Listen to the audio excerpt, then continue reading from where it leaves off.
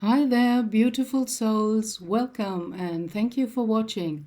I'm Gabrielle, retired medium in Germany, and I like to share some of my otherworldly experiences and insights. So, this one is about common misunderstandings about mediums and mediumship. When I was in my mid 20s and I had just returned from my Indian experience, having a near death experience and not knowing what to make out of that, I came to join the Rosicrucians. And on Sundays, they had, like going to the church, they had their temple services where you went and listened to a talk. And at the entrance to the temple, there was always some person standing and letting you in, kind of like the guard at the door. And they were different people, but there was this one older guy, a little bit higher up in the hierarchy of the Rosicrucians, who was said to be clairvoyant. Behind his back, people were telling, oh, he can see, and things like that. And I was kind of infiltrated, although I didn't grow up very religiously. I was infiltrated with this whole sin thing that you are bad, and inside of you there is something dark, the animal, human, and it's no good, and things like that. You are a sinner from birth on, although I didn't know what I do as a baby, you know. This all does not make sense to me now.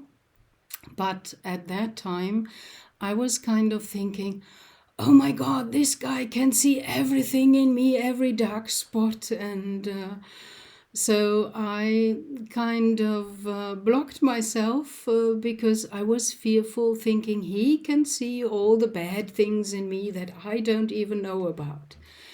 And I kind of crouched along the wall to get past him and enter the door. And now, after I absolved my mediumship trainment, I know it is not the case, you know.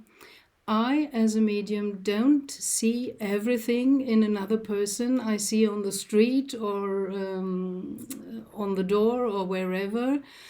And I like it like that, you know. I don't want to walk around and get everything from everyone. That's just too much information.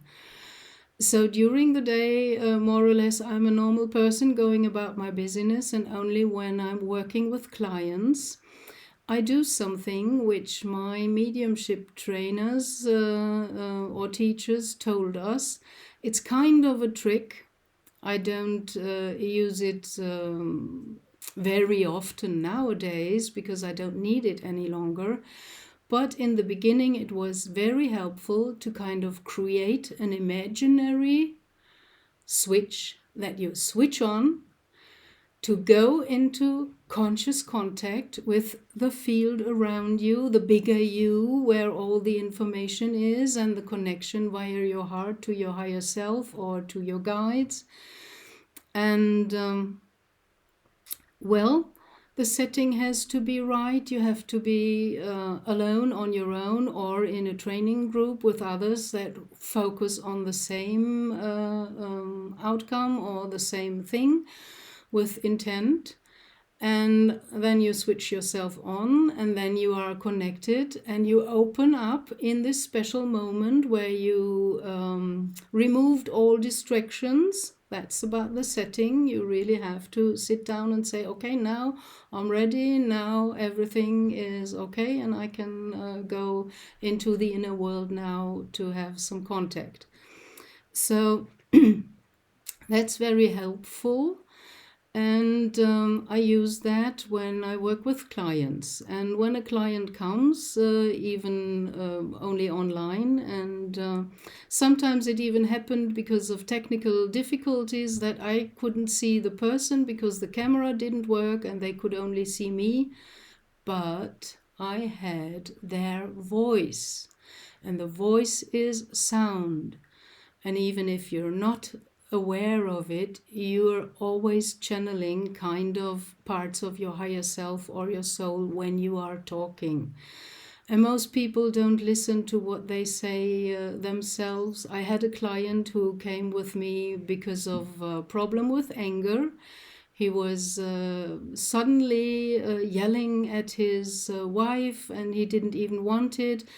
Luckily, he wasn't yelling at his kid, and he said himself at the start of the session, "That almost feels as if it is not me." And I stopped him right there, kind of unfriendly to disrupt a person, but I told him, "Did you hear yourself? Did you hear what you just said?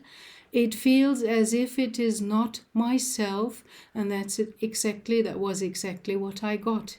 He was kind of with an entity attachment that stirred up his anger, and he was very angry, and whenever he exploded and yelled, so this other attachment fed off his energy of anger. So that can happen, but he kind of already felt it. That's not me, that's something else, and I'm not behaving the way I want to, but I don't know what to do about that. And then we found out that it was his grandfather.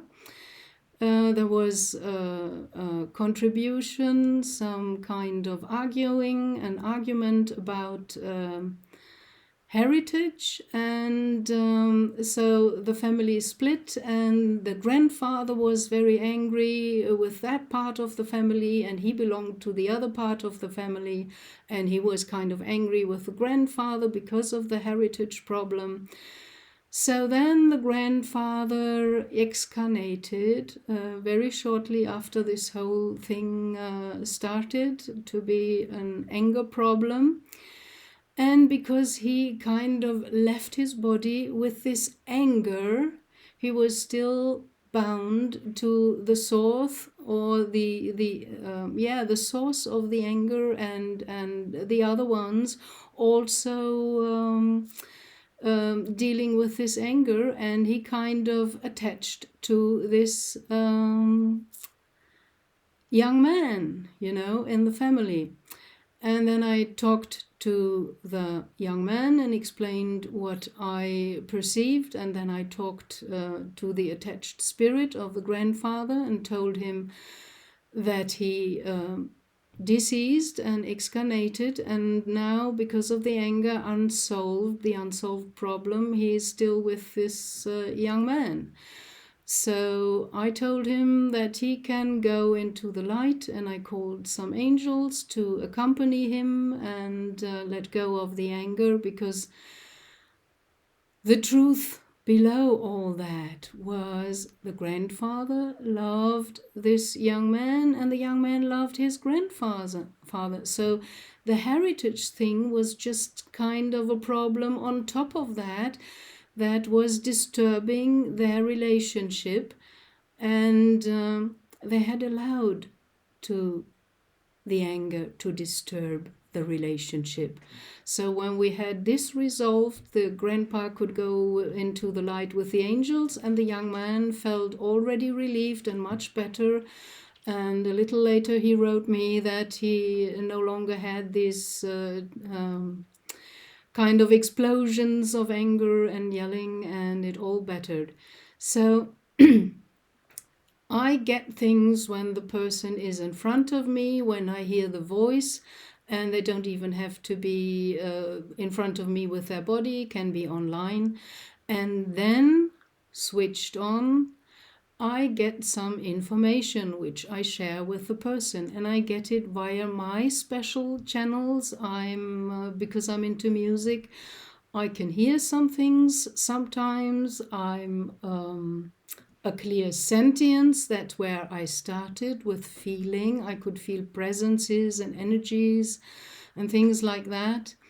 And you can train all the other senses, the seeing, the hearing, or the feeling, in these mediumship trainment groups, because there you have other people that give you a true feedback.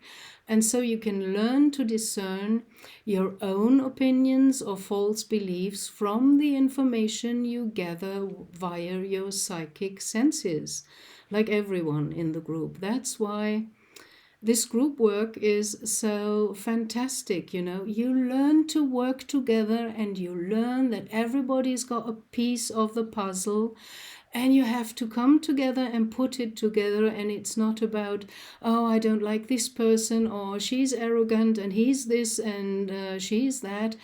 It's about working together and putting all your perceptions together to get the whole picture. And I don't think that the other mediums, some are very specialized. One can read the Akashic, and the other one is very good in animal communication, or another one is good with angel messages or communication with deceased loved ones, whatever. We're kind of all have some special talent where we start, and then this can grow, and we can get more information by learning to use all the senses, or some of the more prominent other psychic senses. So I don't really think that a medium that sees everything inside of you and all your dark spots. They really have to focus. And I always focus when the people start telling their stories.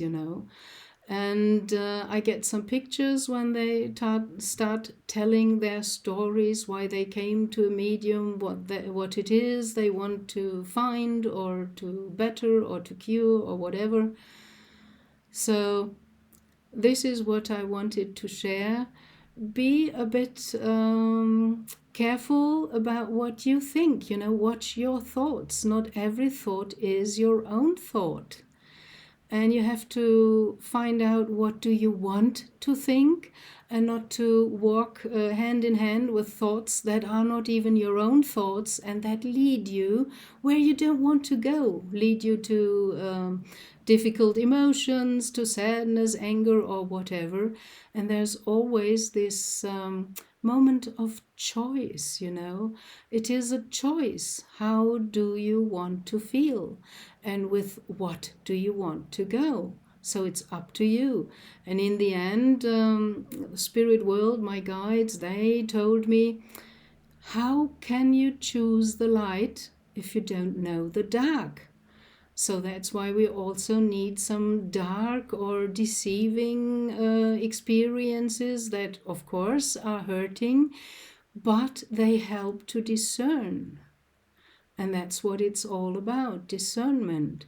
We're not meant to attach our own opinions to this information that we get from the invisible.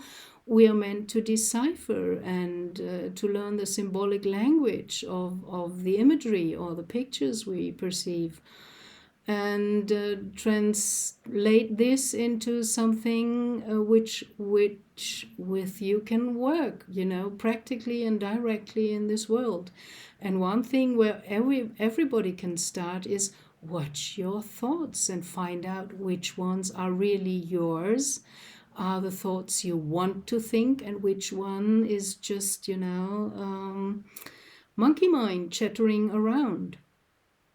And the moment to perceive with your psychic skills has to be a special moment. You have to kind of put a setting or set up a setting for yourself, so that you're not in the midst of doing something else, or in the midst of thinking what you have to do afterwards, or where you want to go and what you need to do. You clear all this, and then you sit down and say, okay, now I'm ready and I'm open and I'm willing, and I know, this is very important, this kind of positive affirmation, I know I am more than this body, and I want to learn about this more that I am, to the highest good of me and everything that is. So that's one thing you can use, positive affirmations to inform the field, the microcosm that you are, and you are in the center, like the astrological sign for the sun, which is just a circle with a dot in the center. And it is not that we have a soul, it's the other way around. The soul has us because the soul, the energy, is in this microcosmic field around you, which is nearly a diameter of 30 meters. And you are kind of living in the middle, in the center of that, where the dot is. That's where the human is. And the heart is connected with this kind of center of the microcosmic sphere. So there is the entrance, the door to get information from the higher field around you or from higher energy.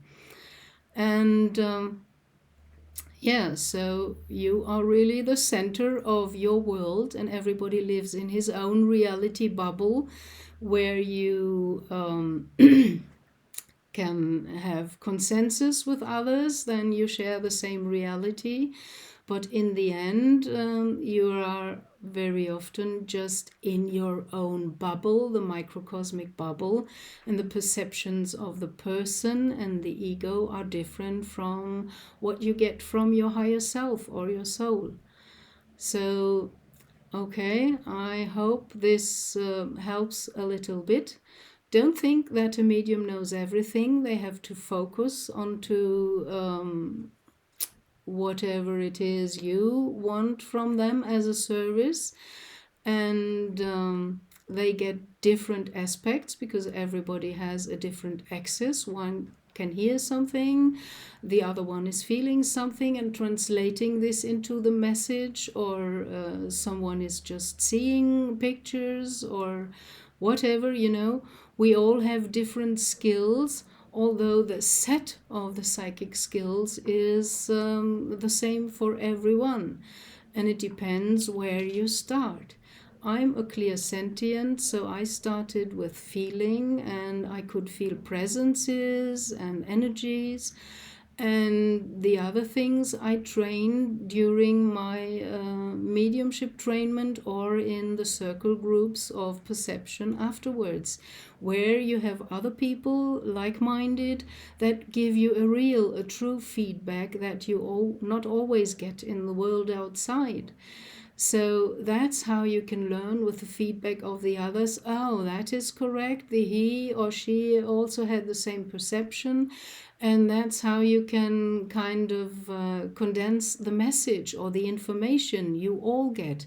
It's about the group work, coming together, and everybody is putting his puzzle piece into the center to look at all the puzzle pieces of the other ones in the group of perception training. And that's how you get the whole picture, or more of the whole picture and the whole information.